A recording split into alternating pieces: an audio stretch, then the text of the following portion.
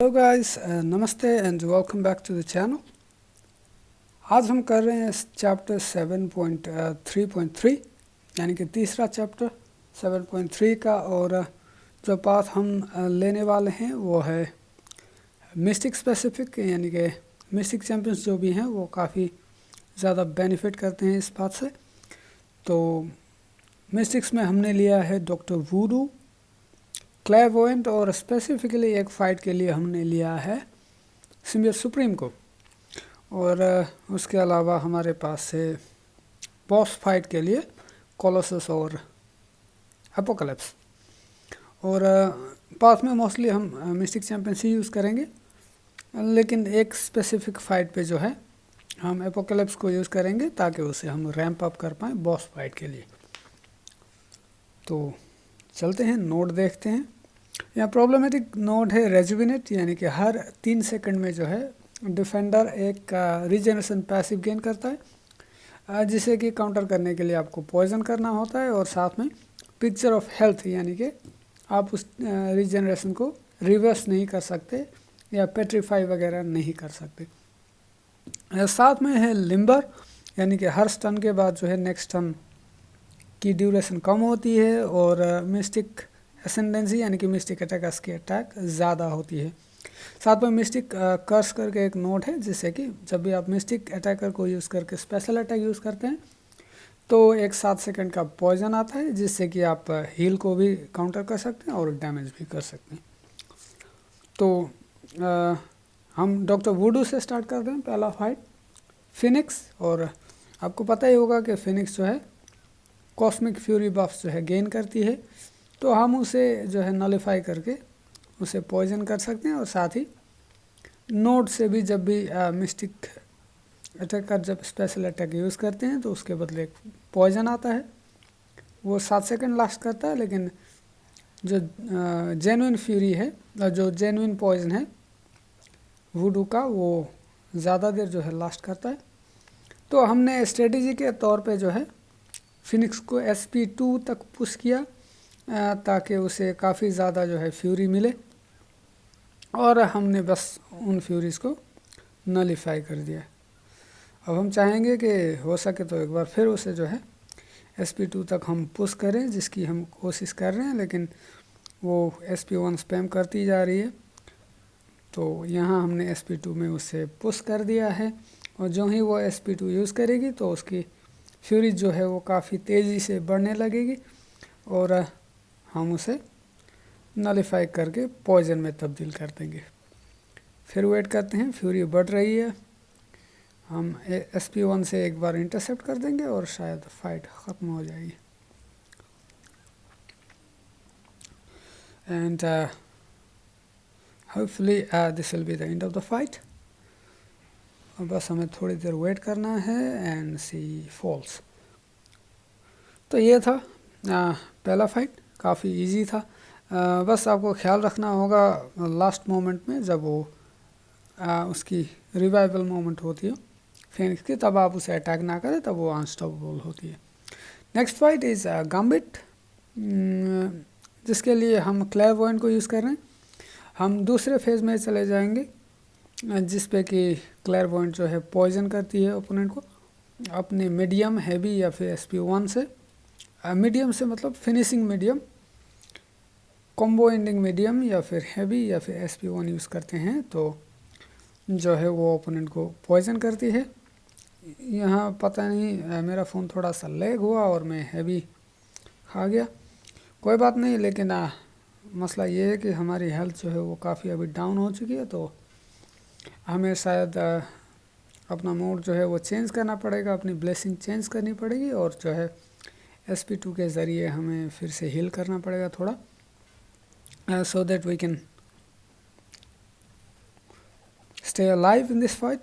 तो कोई बात नहीं, फाइट थोड़ा इस वजह से लंबा हो जाएगा, other than that there should not be a problem, fight will be solo anyway। तो बस पता नहीं, थोड़ा हीटिंग भी हो रहा है फ़ोन और थोड़ा लैग कर रहा है, तो इस वजह से इतनी फ्लॉलेसली जो है खेल नहीं पा रहा मैं ये वाला पाथ, ये वाला चैप्टर। बहरहाल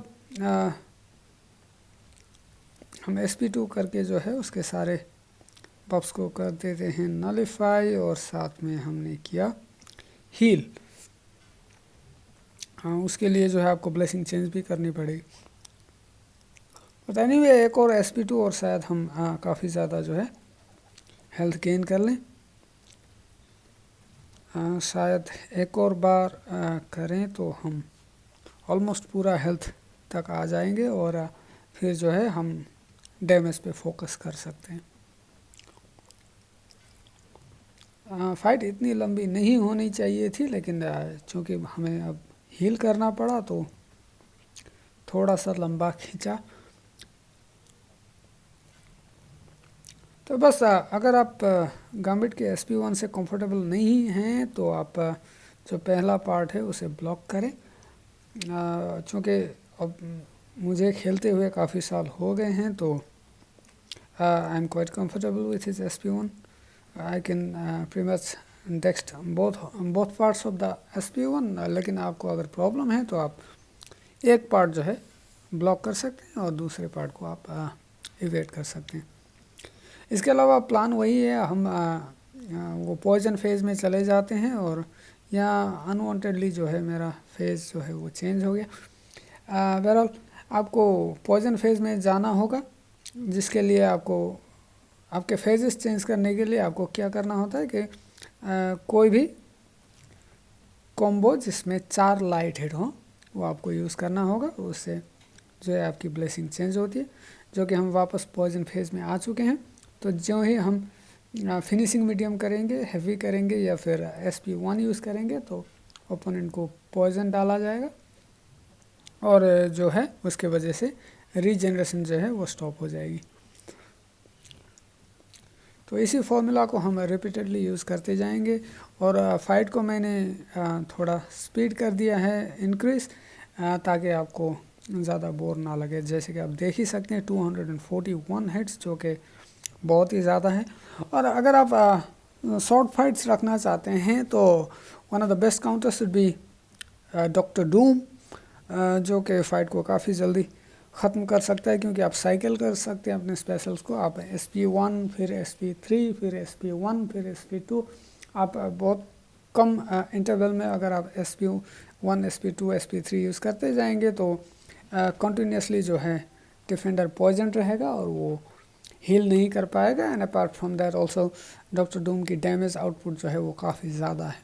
और उसके अलावा one of the best counters, if not the best counter for this path would be sorcerer supreme, जो कि कॉन्टीन्यूसली जो है पावर गेन करती रहती है, जिससे कि आपको इस रीजनरेशन को काउंटर करने में काफ़ी आसानी होगी।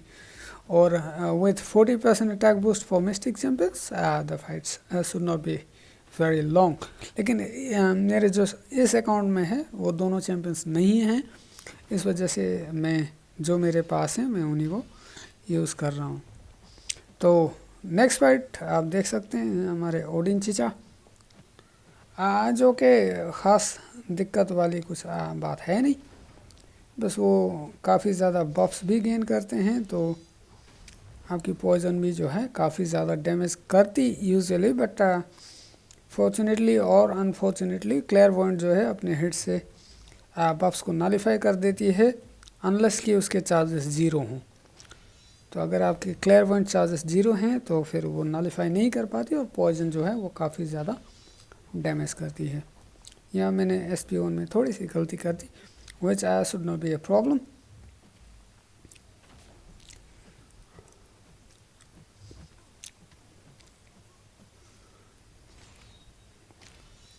हमने हील करने के लिए जो है अपने ब्लेसिंग को चेंज कर लिया है, और हम SP2 से ख़ुद को थोड़ा हील कर लेते हैं। तो इस वजह से भी जो है क्लेयरवॉइंट एक काफ़ी अच्छी ऑप्शन है। आप अगर थोड़ी सी कहीं मिस्टेक कर जाते हैं तो आप वापस हील कर सकते हैं विद SP2, और उसके बाद हम वापस से जो है पॉइजन फेज़ में चले आए हैं। And we can do medium light medium, और we can do full 5 hit combos. Just आपको याद रखना है कि आपको जो कॉम्बो है उसको मीडियम से फिनिश करना है, तो ओपोनेंट पे एक पॉइजन डिबफ आएगा, जिससे कि रीजनरेशन जो है वो रुक जाएगी। और साथ में SP1 तो आप यूज़ कर ही सकते हैं। बट ऑफ कोर्स आप हैवी का जो है इस्तेमाल काफ़ी ज़्यादा नहीं कर पाएंगे because of the limber node, तो उस पर आप ज़्यादा फोकस ना करें तो अच्छा है।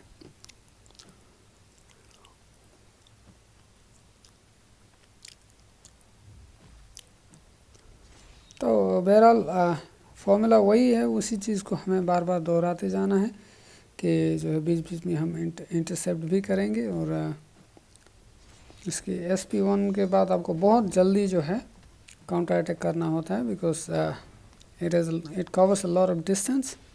तो आप पास से अगर करते हैं तो काफ़ी आसानी होती है। इसके अलावा जो है हमको सेम चीज़ें रिपीट करनी है, तो मैं यहाँ से फाइट को थोड़ा और स्पीड अप कर देता हूँ ताकि आपको ज़्यादा बोर ना लगे।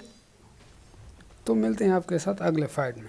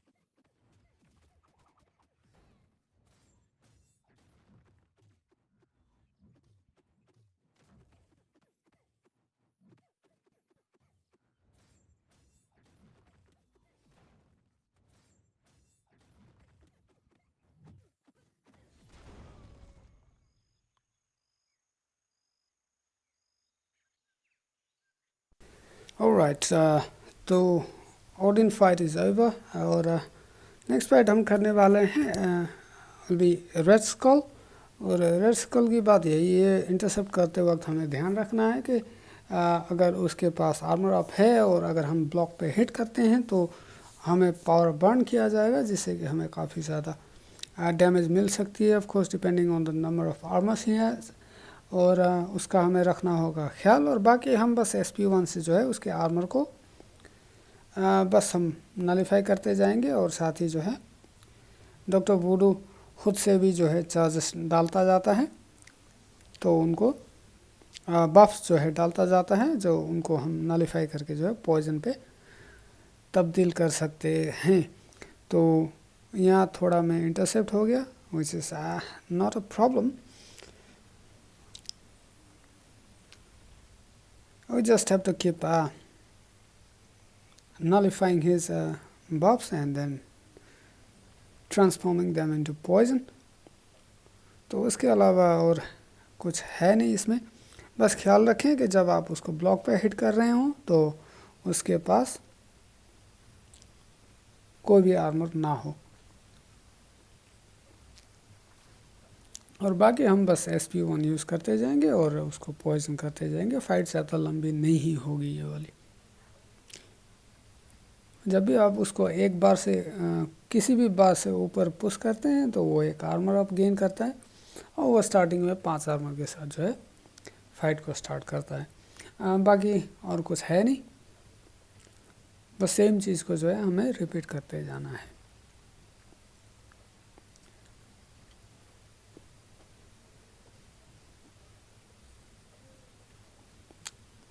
And the fight is over. तो ये था रेड स्कल।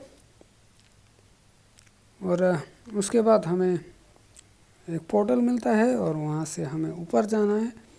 तो पोर्टल के बाद पहला फाइट होता है अपना एनाइलस, which I am not comfortable with. मुझे बहुत ही बकवास लगता है इसके साथ फाइट करना, specially because of his SP1 and all his स्ट्राइफल मैकेनिज्म, जो कि मैं इतना कंफर्टेबल नहीं हूँ। यूजुअली मैं गोस्ट को यूज़ करता हूँ, लेकिन इस चैप्टर में जो है हम गोस्ट को नहीं यूज़ कर सकते, तो उस वजह से मैंने सिम्बियोट सुप्रीम को यूज़ किया है, ताकि जो है eight the start of the fight जो है मैं उसको पैरी कर पाऊँ, ताकि मुझे ज़्यादा दिक्कत ना हो। क्योंकि सिम्बियोट सुप्रीम की ये बेस एबिलिटी है कि फाइट के स्टार्ट में जितने भी जो बफ्स हैं वो नलीफाई कर देता है, और उस वजह से जो है कॉस्मिक रोड एक्टिव नहीं होती at the start of the fight. So other than that we just have to keep pairing is SP1 और SP2, और हमें बीच बीच में जो है स्पेशल अटैक्स यूज़ करते रहने हैं, जैसे कि आपने देखा। और अगर आप रेगुलरली सिम्बियोट सुप्रीम को यूज़ करते हैं तो उसके ब्लेसिंग्स के बारे में आपको पता ही होगा कि किस फेज़ में जो है SP2 क्या इफ़ेक्ट करती है। तो हम यहाँ SP3 में पहुँचने ही वाले थे कि अचानक से थोड़ी सी मिस्टेक कर दी, थोड़ा हिट हो गए हम, but should not be a problem. SP3 use करने के बाद जो है हमें थोड़ी सी डिस्टेंस मिल जाएगी, और हमें बस SP1 को इवेट करना है, और बस वेट करना है जब तक हमें SP2 जो है हमें मिल जाए, और फिर हम यूज़ करेंगे उसे, जिससे काफ़ी सारी पावर भी स्टील होगी। और उसके साथ ही हमने दोबारा से जो है SP2 यूज़ करी, and the fight is almost over. बस आपको कंसिस्टेंटली जो है स्पेशल अटैक्स करते जाने हैं, जिससे कि ओपोनेंट को पॉइजन डिबफ आता जाएगा और वो रीजनरेट नहीं कर पाएगा। सो दैट वाज एनाइलस।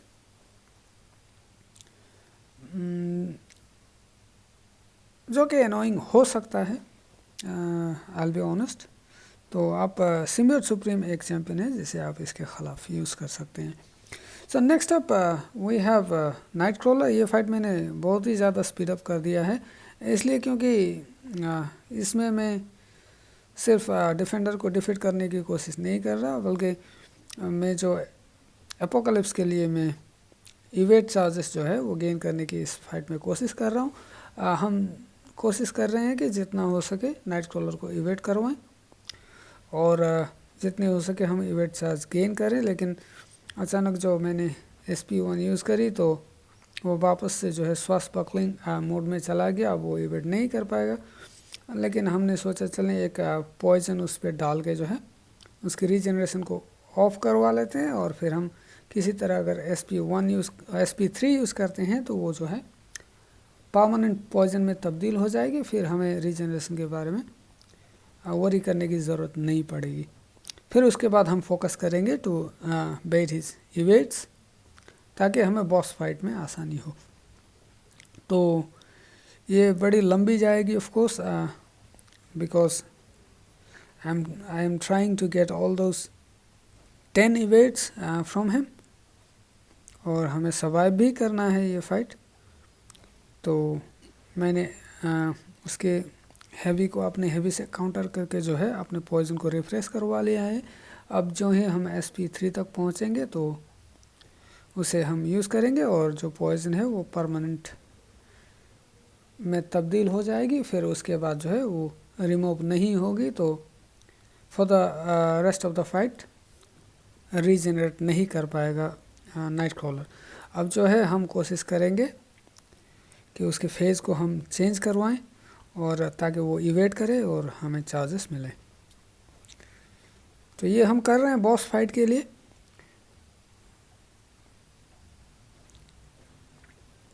जो कि आई थिंक होगा स्टेल्थ स्पाइडी, यानी कि स्पाइडरमैन स्टेल्थ सूट। तो फाइट को मैंने थोड़ा स्पीड अप कर दिया है। अभी तक हमें 5 चार्जेस मिले हैं, और हम लगातार कोशिश कर रहे हैं। अचानक से उसने फिर से जो है चेंज कर दिया अपना स्टांस, और वापस से हमने उसे ब्लॉक हिट करके जो है वापस से उसका स्टांस जो है इवेडिंग मोड में लाया। जगह टोटल हमारे हो गए हैं 70 चार्जेस, यानी कि 70% कम चांस होगा डिफेंडर के पास इवेट करने का. And we are still trying.